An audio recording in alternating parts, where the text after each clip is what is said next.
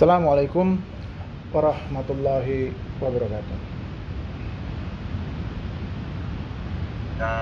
Tuh. Bentar ya, ini lagi diatur dulu bentar.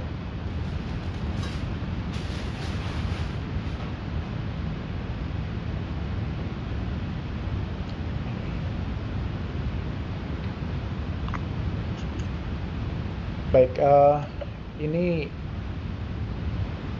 live streaming di akun Instagram dan Facebook. Assalamualaikum warahmatullahi wabarakatuh. Bismillahirrahmanirrahim. Wa bihi nasta'in ala umuri dunya waddin. Salatu wassalamu ala Rasulillah wa ala alihi wa sahbihi ajma'in. Amma ba'd. Kita akan sama-sama mengaji tafsir surat Al-Fath, surat ke-48, ayat pertama sampai dengan ayat ke-6.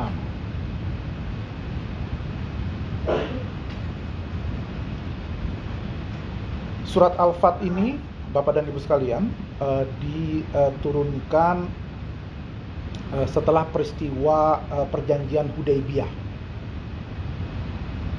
Tergolong ke dalam kelompok ayat Madaniyah. Ini disepakati oleh para ulama. Ayat Madaniyah itu maksudnya adalah ayat-ayat yang turun setelah peristiwa hijrah. Meskipun turunnya ayatnya ini sendiri adalah bukan di kota Madinah. Karena ini dalam perjalanan pulang dari Hudaybiyah kembali ke Madinah, dan turunnya itu setelah peristiwa perjanjian Hudaybiyah. Jadi kalau kita baca ayatnya, A'udzubillahi minasyaitonirrajim, Bismillahirrahmanirrahim. Inna fatahna laka fatham mubina liyaghfira lakallahu ma taqaddama min dzambik wa ma ta'akhkhara wa yutimma ni'matahu 'alaika wa yahdiyaka siratan mustaqima. Sesungguhnya kami telah memberikan kepadamu kemenangan yang nyata, supaya Allah memberi ampunan kepadamu terhadap dosamu yang telah lalu dan akan datang, serta menyempurnakan nikmatnya atasmu dan memimpin kamu kepada jalan yang lurus. Wa yansurakallahu nasran aziza, dan supaya Allah menolongmu dengan pertolongan yang kuat. Walladzi anzala sakinata fi qulubil mu'minina liyazdadu imanan ma'a imanihim. Dialah yang telah menurunkan ketenangan ke dalam hati orang-orang mukmin, supaya keimanan mereka bertambah di samping keimanan yang telah ada. Walillahi junudus samawati wal ard wa kanallahu aliman hakima. Dan kepunyaan Allah lah tentara langit dan bumi, dan adalah Allah Maha mengetahui lagi Maha bijaksana. Ayat kelima, yudkhilal mu'minina wal mu'minati jannatin tajri min tahtihal anharu khalidina fiha wa yukaffiru anhum sayi'atihim wa kana dzalika 'indallahi fawzan 'azima.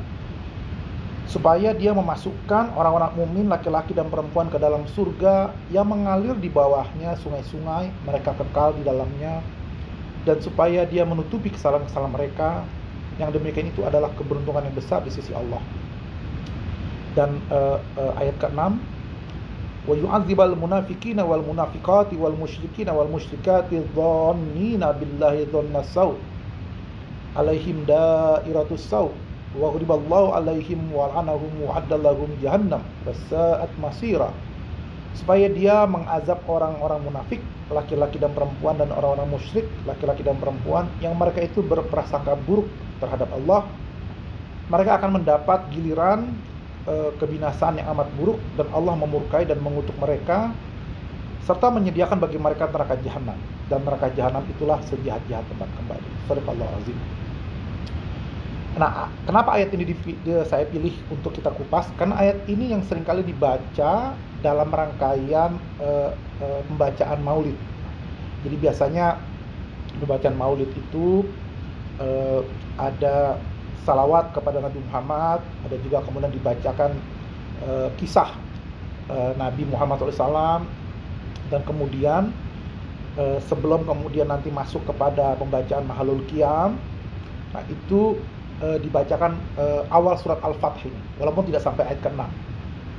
Ini biasanya cuma sampai ayat ketiga. Inna fatahna laka fatham mubina liyaghfira lakallahu ma taqaddama min dzambik wa ma ta'akhkhara wa yutimma ni'matahu 'alaika wa yahdiyaka siratan mustaqima wa yansurakallahu nasran 'aziza. Nah, biasanya sampai ayat ketiga itu dibaca. Nah, apa penjelasan mengenai surat Al-Fath di 6 ayat pertama yang tadi saya bacakan? Sekali lagi kita harus memahami konteks turunnya ayat ini ketika Allah mengatakan, sesungguhnya kami telah memberikan kepadamu kemenangan yang nyata. Inna fatahna laka fatham mubina. Nah, ini diambil dari peristiwa Hudaybiyah. Jadi saat peristiwa Hudaybiyah itu sebelumnya diawali dengan Rasulullah mimpi bahwa Rasulullah akan memasuki kota Mekah dan akan merebut kota Mekah dari orang-orang kafir. Ada kemenangan yang didapatkan oleh Nabi Muhammad dan umatnya memasuki kota Mekah. Nah, berdasarkan mimpi tersebut, kemudian pada musim haji saat itu Rasulullah mengatakan kepada umat Islam di Madinah, mari kita berhaji, dan tidak ada membawa senjata apapun. Jadi memang niatnya untuk haji, jadi membawa berbagai macam perlengkapan untuk beribadah, termasuk kemudian mengikuti ritual haji. Nah, sampai di daerah namanya Hudaybiyah itu, Rasulullah kemudian mengatakan, ya, jadi sekitar ada 1.500 yang bergerak saat itu. Nah, ini tentu mengkhawatirkan untuk para pimpinan kaum Quraisy di Mekah. Ini ada apa? Tiba-tiba ada rombongan 1.500 orang mau memasuki Mekah. Maka Rasulullah SAW mengutus Sayyidina Utsman untuk ke Mekah duluan sebagai utusan Rasul dan memberitahu bahwa akan ada rombongan sekitar 1.500 orang umat Islam yang akan naik haji masuk ke Mekah. Niatnya beribadah, tidak untuk berperang.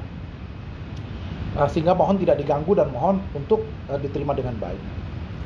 Nah, saat itu kemudian Sayyidina Utsman, salah satu pembesar tokoh dari Quraisy sendiri yang sudah masuk Islam, ketika kembali ke Mekah dan berdialog, ternyata lama sekali Rasulullah menunggu, kok ini utusannya tidak kembali ke Hudaybiyah. Maka muncullah berita hoax saat itu. Jadi berita hoax itu bukan cuma zaman sekarang aja rame, atau zaman medsos, tapi juga di zaman Nabi juga sudah ada berita hoax. Orang-orang munafik kemudian menyebarkan desas-desus bahwa katanya kaum Quraisy itu membunuh utusan Nabi. Jadi Sayyidina Utsman, salah satu sahabat terkasih dari Nabi Muhammad SAW yang Nabi utus, dirumorkan dibunuh oleh kaum Quraisy. Nah, mendapat berita hoax semacam itu, Nabi kemudian mengumpulkan sahabat yang ada saat itu di dekat sebuah pohon, nanti yang terkenal sebagai Baitur Ridwan. Ya, jadi perjanjian Ridwan. Ini perjanjian yang sangat terkenal dan diakui dalam Al-Quran juga. Yaitu perjanjian bahwa mereka bersumpah setia kepada Rasul, dan kalau benar berita Utsman itu terbunuh, akan melakukan penyerangan sebagai pembalasan. Karena memang etikanya tidak boleh membunuh seorang utusan. Jadi memang etika saat itu dan sampai sekarang pun juga seperti itu. Don't shoot the messenger, tidak boleh kita membunuh utusan yang sedang melakukan negosiasi. Dan di sini juga sebuah ujian bagaimana ketika mendapatkan berita hoax dengan tujuan agar umat Islam saat itu emosi dan kemudian melakukan penyerangan, tapi atau ada lagi tujuannya adalah agar umat Islam terpecah belah, sehingga melemahkan semangat umat Islam saat itu. Nah, justru yang dilakukan oleh Nabi adalah melakukan konsolidasi saat itu. Tidak terpengaruh pada berita hoax, tapi justru melakukan konsolidasi. Dan terjadilah Baitur Ridwan di sana. Nah, efeknya adalah Al-Quran menegaskan bahwa Allah meridhoi para sahabat yang melakukan Baiatur Ridwan itu. Dalam satu riwayat dikatakan semua sahabat yang mengikuti atau terlibat dalam Baitur Ridwan itu akan masuk surga nantinya. Nah, belum selesai kemudian persoalannya, ketika kemudian kaum Quraisy mendapat kabar dari Sayyidina Utsman tadi bahwa Nabi akan memasuki kota Mekah dengan jumlah yang sangat banyak, 1.500. Mereka kemudian mengutus negosiator dari mereka, yaitu Suhail. Nah, mereka mengatakan tidak boleh Nabi masuk ke Mekah saat itu. Maka dibuatlah perjanjian yang terkenal sebagai perjanjian Hudaybiyah. Nah, perjanjian Hudaybiyah ini menurut para sahabat Nabi saat itu sangat merugikan posisi Nabi dan umat Islam. Nah, misalnya ketika dimulai perjanjian itu, disebut di situ perjanjian antara Suhail dengan Rasulullah Muhammad bin Abdullah. Maka Suhail mengatakan, loh, saya kan tidak percaya sama kamu bahwa kamu itu Rasul. Kenapa kamu tulis gelar kamu di situ sebagai Rasul? Coret, tulis saja Muhammad bin Abdullah. Gitu. Maka kemudian Rasul mengatakan, iya sudah, dihapus saja kalimat Rasulullahnya dalam perjanjian. Nah, dalam satu riwayat Sayyidina Ali bin Abi Thalib yang menulis naskah perjanjian itu enggan menghapus kalimat Rasulullah itu. Tapi kemudian Rasulullah mengatakan, hapus Ali. Karena terlihat masih enggan, kemudian Nabi Muhammad bertanya, yang mana? Karena Nabi Muhammad itu ummi, yang mana kata Rasulullah itu? Begitu dikasih tahu, Nabi sendiri yang menghapus. Nah, begitu juga ada bait lain dalam perjanjian, yaitu jikalau ada orang Islam dari Mekah yang pindah ke Madinah saat itu atau setelah peristiwa Hudaybiyah dalam perjanjiannya, dan orang Islam yang pindah ke Madinah itu tidak mendapatkan persetujuan dari keluarganya, maka Nabi Muhammad harus mengembalikan orang itu ke Mekah. Tetapi kalau sebaliknya, kalau ada orang Islam di Madinah kemudian mau kembali menjadi kafir, balik ke Mekah, maka itu harus diterima, meskipun tidak ada persetujuan dari Nabi ataupun dari keluarganya. Jadi sangat berat sebelah perjanjian itu sebetulnya.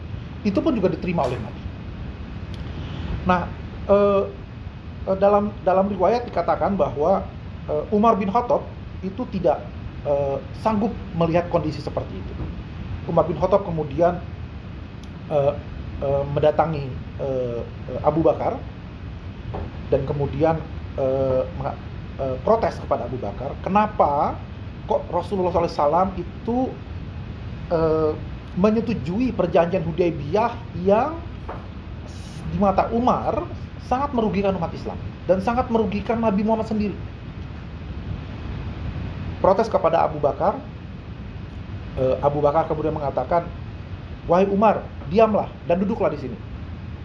Jadi Abu Bakar, makanya digelari As-Siddiq, ini salah satunya karena kemantapannya dan kepercayaannya kepada Rasulullah. Percaya apapun dilakukan Rasulullah itu adalah sesuatu yang baik, meskipun tampaknya merugikan. Lantas menyuruh Umar untuk duduk dan diam. Namun Umar kemudian malah mendekati Nabi dan kemudian protes langsung kepada Nabi, mengatakan, bukankah engkau ini Rasulullah? Jadi artinya mengatakan, kenapa kok mau menerima perjanjian itu, bahkan menghapus kalimat Rasul sendiri di naskah perjanjian itu. Bukankah engkau ini Rasulullah? Nabi Muhammad diam saja. Umar mengulanginya sampai 3 kali, sampai kemudian Nabi Muhammad mengatakan, Umar, Tuhanku tidak akan menyesatkanku. Nah, jadi Nabi mengatakan, iya betul, aku Rasulullah dan aku percaya bahwa Tuhanku, Allah tidak akan pernah menyesatkanku. Jadi Nabi mengindikasikan bahwa apa yang beliau lakukan saat itu dalam perjanjian Hudaybiyah itu adalah bagian dari petunjuk yang diterima dari Allah Subhanahu wa taala. Nah, Umar kemudian masih protes lagi. Bukankah engkau telah mengatakan, ya, lewat mimpi tadi yang saya ceritakan, Nabi bermimpi untuk memasuki kota Mekah dan menang. Bukankah engkau sendiri telah mengabarkan kepada kami bahwa kita akan menang dan kita akan masuk Mekah? Kok kita malah mundur lagi, balik lagi ke Madinah? Kata Nabi, tapi kan aku tidak bilang bahwa tahun ini bakal kejadiannya. Nah, jadi di mimpi Nabi itu memang tidak dibilang tahun kapan, hanya dikabarkan, diberi isyarat bahwa satu saat akan masuk ke kota Mekah dan menang. Nah, jadi nanti di surat Al-Fatih juga disebutkan bahwa mimpi Rasul itu benar, gitu. Hanya memang tidak dikasih tahu tahun kapan kejadiannya. Nah, kemudian Rasulullah bukan cuma itu, bahkan menyuruh para sahabat untuk kembali ke Madinah dan membatalkan niat hajinya itu tadi. Maka diakhiri dengan Rasul menyuruh para sahabat untuk tahallul, memotong rambut, sebagai tanda bahwa tidak jadi kemudian untuk meneruskan ihramnya dengan kain ihramnya, meneruskan untuk melanjutkan ritual, yaitu tandai dengan tahallul, memotong rambut. Nabi memberikan perintah pada para sahabat untuk memotong rambut. Perintah pertama, diam, semuanya diam. Tidak ada yang melakukan, karena masih pada kesel, karena masih pada tidak sanggup menerima seakan-akan Islam dan Rasul dilecehkan dan dihina sedemikian rupa. Kemudian Rasul memberikan perintah yang kedua, agar tahallul, potong rambut kalian. Para sahabat tetap tidak ada yang bergerak, karena mereka merasa bahwa ini tidak fair, ini tidak adil, ini tidak benar. Kenapa kita harus mengalah? Kenapa kita diam saja ketika dilecehkan, dihina? Padahal kita punya 1.500 kekuatan pasukan saat itu, yang kalau kita masuk saat itu perang, kita bisa menang. Nah, pada momen yang sangat kritis seperti itu, kalau sampai Rasul kemudian memerintahkan ketiga kalinya dan sahabat tetap menolak, ini para ulama mengatakan ini bisa kafir semua, karena membantah perintah Rasul. Pada momen kritis seperti itu, istri Nabi Muhammad SAW, Hafsah, yang maju ke depan dan mengatakan, "Mana Rasul? Mari aku gunting rambutmu." Maka begitu Hafsah memotong rambut Rasul, diikutilah oleh 1.500 sahabat lain.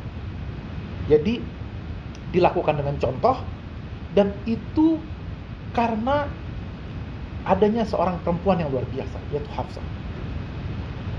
Abah saya selalu cerita soal ini dan mengingatkan bahwa karena Hafsah lah, maka keimanan para sahabat saat itu menjadi terjaga. Mereka menjadi bukan termasuk golongan yang ingkar kepada perintah Rasul. Nah, disinilah peranan besar dari Ummul Mukminin Sayyidah Hafsah.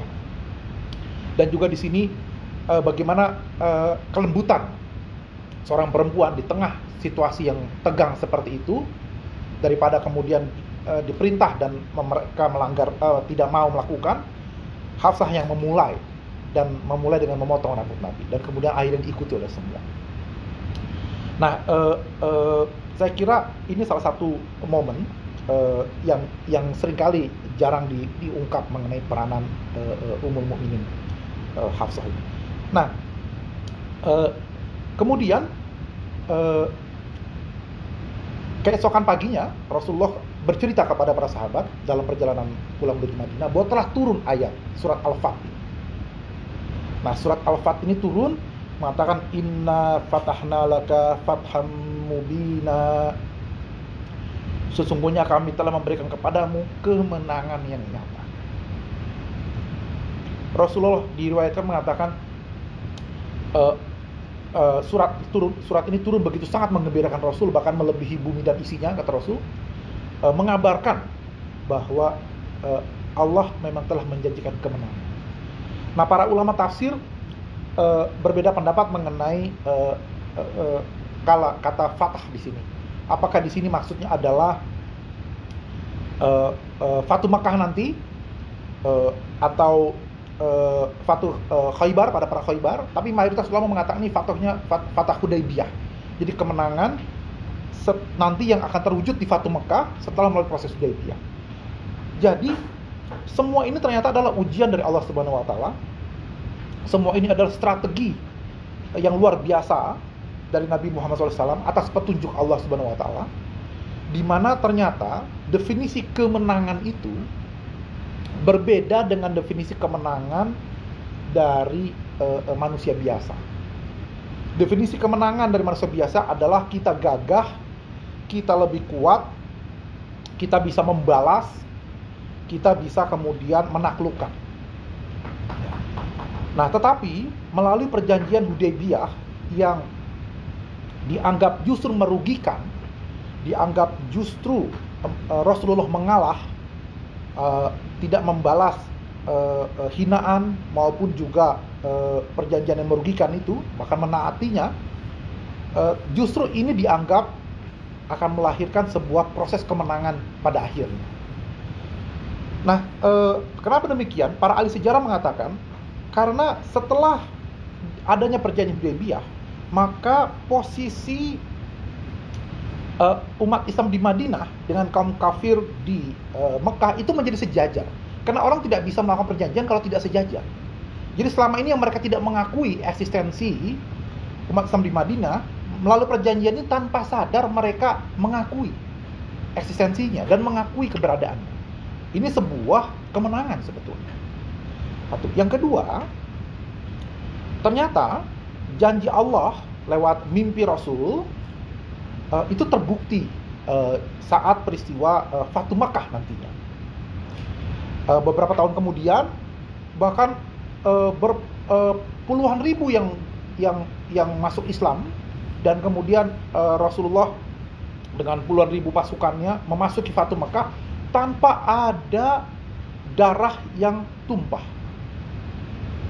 Bayangkan kalau saat itu Rasulullah SAW dengan para sahabat ngotot dan menolak perjanjian Hudaybiyah, terjadilah pertempuran hanya dengan 1.500 pasukan dan mungkin akan banyak korban. Tapi ketika bersabar, seolah-olah mengalah, kemudian beberapa tahun kemudian terjadilah kemenangan yang nyata itu. Dari peristiwa sejarah. Nah, kalau kita kembali kepada surat Al-Fat ini tadi, Inna fatahna laka fatham mubina, sesungguhnya kami telah memberikan kepadamu kemenangan yang nyata. Ini bahkan para ulama tafsir mengatakan kenapa ini fi'il madi, ya, kenapa bentuknya adalah past tense. Maka para ulama tafsir mengatakan karena memang kemenangan Rasul ini sudah dinyatakan dalam Lauhul Mahfuz, makanya berbentuknya past tense walaupun kejadiannya belum terjadi saat itu.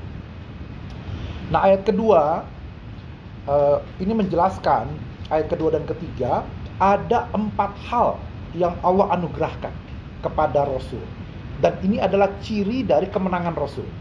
Jadi sekali lagi, ternyata yang disebut kemenangan itu bukanlah kita menang perang, kita gagah-gagahan, kita kemudian mengalahkan musuh. Ternyata yang disebut dengan menang itu adalah dan merupakan tanda kemenangan Rasul, dijelaskan di ayat kedua dan ketiga. Liyaghfira lakallahu ma taqaddama min dzambika wa ma ta'akhkhar. Nah, ini yang pertama. Allah memberikan ampunan kepada Nabi Muhammad, kepadamu wahai Nabi, terhadap dosamu yang telah lalu dan yang akan datang. Jadi ciri kemenangan itu yang pertama adalah bagi Rasul, Allah memberikan ampunan kepada Rasul terhadap dosa yang lalu dan yang akan datang. Nah, ini para ulama mendiskusikan, apa maksudnya? Bukankah Nabi itu maksum? Nabi itu terbebas dari dosa. Kenapa di sini disebut bahwa tanda kemenangan itu adalah Allah memberikan ampunan kepada Nabi sebelum dan sesudahnya. Sebelum apa? Nah, para ulama mengatakan ini maksudnya adalah sebelum kenabian Nabi Muhammad. Nah, dan yang ada lagi mengatakan sebelum ini maksudnya sebelum perjanjian Hudaybiyah. Nah, jadi ini perlu saya jelaskan konsep maksum yang dipahami oleh ulama Ahlussunnah wal Jamaah. Ulama al-sunnah wal jamaah itu sepakat Nabi itu maksum fi tatbligh, dalam menyampaikan risalah. Jadi saat menyampaikan risalah tidak ada itu namanya ayat yang dipotong, dikorupsi, ayat yang disembunyikan, tidak ada kesalahan Nabi. Nabi terjaga maksum. Nah, tetapi kita juga tahu bahwa ada sejumlah ayat Al-Quran yang menegur Nabi.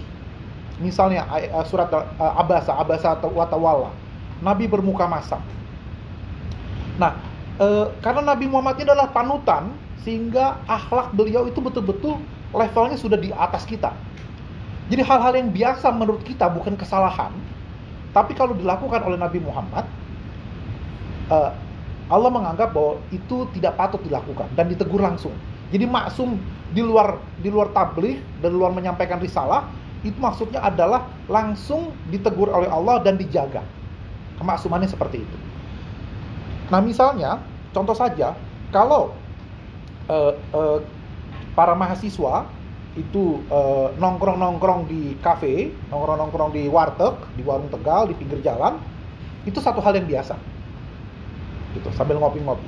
Tapi kalau tiba-tiba ada rektor ikut nongkrong di pinggir jalan bersama para mahasiswa, maka akan orang bilang tidak patut, tidak layak. Nah, apakah nongkrong di pinggir jalan itu berdosa? Tidak harus begitu. Tapi begitu yang melakukan itu adalah rektor, orang ternama, atau kiai misalnya, gitu, orang akan menganggap itu tidak patut.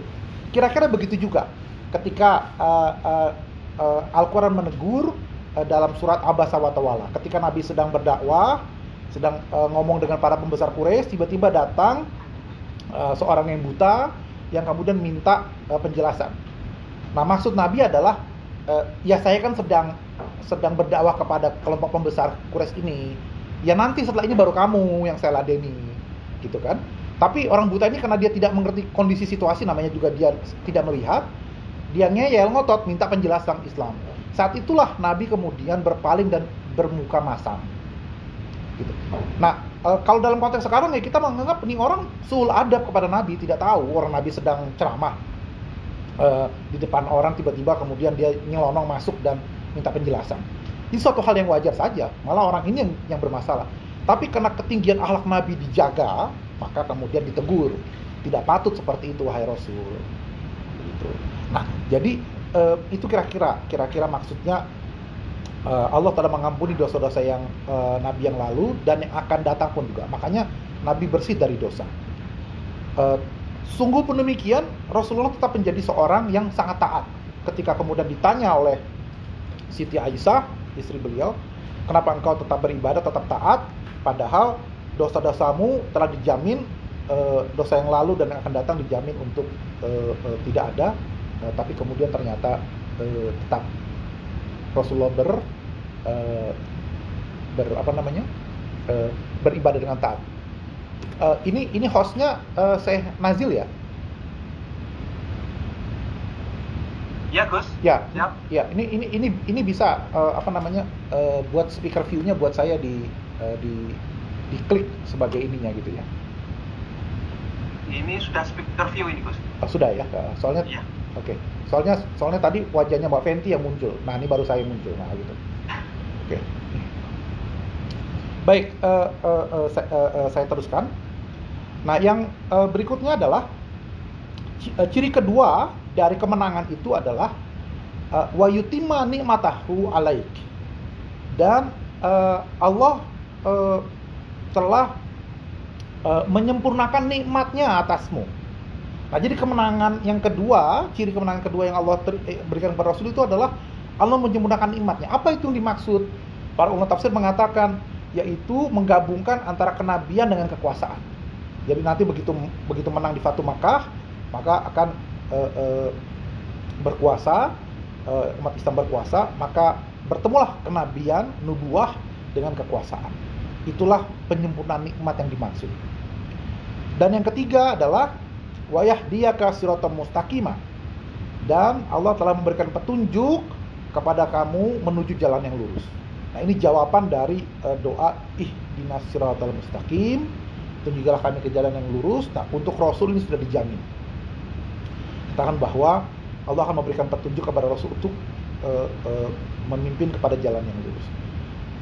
Dan yang keempat, wa yansurkallahu nasran aziza, supaya Allah menolongmu dengan pertolongan yang kuat banyak.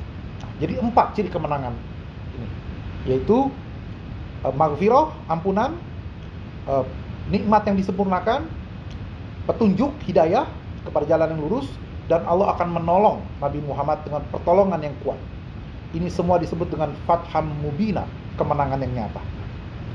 Nah, lagi-lagi di sini jelaskan bahwa kemenangan yang nyata ini dalam bentuk 4 hal.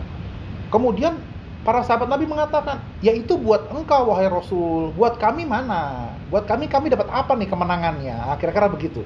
Makanya kemudian di ayat keempat dan kelima diberikanlah penjelasan oleh Allah Subhanahu wa taala dalam Al-Qur'an kemenangan atau ganjaran untuk orang-orang beriman itu seperti apa. Nah, ini yang menarik. Jadi dikatakan di sini huwallazi anzalas sakinata fi qulubil mu'minin. Nah, ini yang pertama. Jadi kalau tadi Rasul menang itu cirinya ada 4, sekarang orang-orang beriman dapat anugerahnya apa? 4 juga. Yang pertama, Allah lah, dialah yang telah menurunkan sakinah, ketenangan ke dalam hati orang-orang mukmin. Nah, jadi kalau tadi ampunan buat Rasul, maghfirah, sementara buat orang mukmin ini ketenangan, sakinah. Jadi sebetulnya orang-orang Islam itu sakinah itu, ketenangan itu bukan hanya saat menikah. Semoga samawa, sakinah, mawadah, warahmah, begitu ya. Nah, sakinah ini memang harus kita dapatkan dan kita jalankan setiap hari. Makanya nanti ya ayyatuhan nafsul mutmainnah. Nah, saat kita kemudian mau meninggal nanti kan disapa oleh Allah, wahai jiwa-jiwa yang tenang, mutmainnah. Dengan sakinah itu sama. Nah, jadi artinya apa nih? Orang-orang yang menang, orang-orang yang beriman itu orang yang sakinah, hatinya itu tenang. Ya. Dia tidak galau, dia tidak stres, dia tidak depresi. Nah, sekarang ini banyak sekali orang yang depresi, banyak sekali orang yang galau, gelisah, kemudian curhat di medsos macam-macam, seolah-olah kegalauannya akan hilang kalau sudah curhat di medsos. Atau banyak sekali yang mengalami gangguan kejiwaan. Dia punya problem di dunia nyata, kemudian dilampiaskanlah ke medsos, sehingga gampang sekali untuk marah-marah, caci maki dan seterusnya. Nah, sementara ciri orang Islam yang menang itu adalah dia diberikan ketenangan, sakinah. Ya. Di rumah tangga dia tenang, tidak gelisah, tidak galau. Di tempat kerja dia tenang, ya. Di masyarakat dia juga tenang, tidak emosian, tidak gampang terprovokasi, tidak gampang kena berita hoax. Nah, itu yang pertama. Apa yang kedua? Yang kedua dikatakan liyasdadu imana ma imanihim. Orang yang sudah tenang, maka imannya akan bertambah. Artinya orang tenang itu dia percaya pada takdir baik dan buruk, pada qada dan qadar. Nah, itu kalau dalam bahasa kawan saya Mbah Sujiwo Tejo mengatakan, menghina Allah itu nggak usah macam-macam. Long kita itu tidak percaya bahwa besok itu kita masih bisa makan, itu sudah menghina Allah. Kenapa? Karena Allah sudah menjamin rezeki kita sebetulnya. Sementara saat ini orang itu banyak sekali yang galau, bingung dengan rezeki besok. Besok itu mau makan apa? Ada yang bingung dengan masa depan anaknya, keluarganya 10 tahun, 20 tahun, 30 tahun ke depan. Nah, orang yang kemudian tenang, dia percaya dengan penjagaan Allah. Dia percaya dengan kasih sayang Allah. Dia percaya dengan rezeki sudah Allah jaga. Atau para jomblo yang masih gelisah, belum dapat jodoh, ya, kalau orang itu tenang, dia akan tenang bahwa jodohnya itu sudah Allah siapkan. Ya, kalau tidak di dunia ya di akhirat lah gitu ya. Ya, pokoknya dapat lah gitu ya. Nah, orang yang tenang ini dia akan bertambah imannya. Jadi yang kedua, ciri orang yang menang, dia tenang dan imannya bertambah. Kenapa? Karena iman itu yazid wa yanqus, iman itu bertambah dan berkurang. Sementara orang yang tenang, imannya nggak pernah berkurang, imannya selalu bertambah. Maka itu ciri agar kita itu bisa tambah imannya, ya kita harus tenang, ya, tidak terpancing emosi, kita kemudian juga tidak galau. Kemudian apalagi? Nah itu baru dua. Tadi ada 4 kata saya. Yang pertama ketenangan, sakinah. Yang kedua bertambah imannya. Nah 2 hal lagi lainnya itu dijelaskan di ayat kelima. Liyudkhilal mu'minina wal mu'minat jannatin tajri min tahtihal anhar khalidina fiha. Dimasukkanlah ke dalam surga. Jadi sudah tenang. Kemudian bertambah iman, nanti di akhirat akan masuk surga dan kekal di dalamnya. Yang ketiga. Nah, yang keempat yaitu, dan ini penting, wa yukaffiru anhum sayi'atihim. Allah akan menutupi kesalahan-kesalahan mereka. Jadi kita ini bukan berarti nggak punya dosa, karena kita bukan nabi tadi yang diampuni dosa-dosanya. Tetapi Allah akan tutupi kesalahan-kesalahan kita sehingga nanti kita masuk surga. Jadi kalaupun kita nanti punya kesalahan-kesalahan, ya mungkin kita akan dibakar dulu lah di neraka, dihabiskan dulu lah, diazab dulu kita. Tapi setelah itu, selama kita punya keimanan, kita akan ditransfer, dimasukkan ke dalam surga setelah itu. Jadi karena itu tidak perlu khawatir. Orang-orang yang beriman dijanjikan 4 hal oleh Rasul. Jadi bayangkan, setelah mereka itu diuji, ya, terkena berita hoax Sayyidina Utsman mau meninggal, mereka galau, gelisah. Kemudian terjadinya Baitur Ridwan, perjanjian. Setelah itu kemudian perjanjian Hudaybiyah dengan orang-orang kafir dianggap merugikan Nabi Muhammad, merugikan posisi umat Islam. Mereka juga saat itu goncang dengan kondisi itu. Tapi begitu mereka tetap setia pada Rasul dan melewati itu semua, maka Allah mengatakan, kalian akan menang dan kalian akan diberi 4 hal ini. Nah, kalau tadi apa yang diberikan kepada Rasul itu disebut fatham mubina, ya, yaitu kemenangan yang nyata. Sementara yang diberikan kepada umat Islam tadi 4 hal itu disebut dengan wa kana dzalika 'indallahi fawzan 'azima. Keberuntungan yang besar di sisi Allah. Nah, kita mendapatkan keberuntungan yang besar di sisi Allah, bukan di sisi manusia. Di sisi Allah berupa sakinah, ketenangan, keimanan yang bertambah, surga, dan ditutupi kesalahan-kesalahan kita. Lantas apa yang terjadi untuk orang-orang munafik dan orang-orang musyrik? Kalau tadi buat Rasul sudah dapat, buat orang beriman sudah dapat. Apa yang dapat dialami oleh orang-orang munafik dan orang-orang musyrik? Karena saat itu, di saat perjanjian Hudaybiyah, orang-orang munafik itu ada di kalangan umat Islam, dan mereka terus memprovokasi. Ya. Nah, Allah tahu, Rasul tahu, begitu juga orang-orang musyrik yang anti kepada Islam juga ada. Maka apa yang terjadi dengan mereka? Dikasih 4 hal juga. Jadi semuanya itu dapat 4 semua. Wa yu'azzibal munafiqina wal munafiqat wal musyrikina wal musyrikat. Nah, jadi Allah akan mengazab. Nah, ini yang pertama mereka dapat.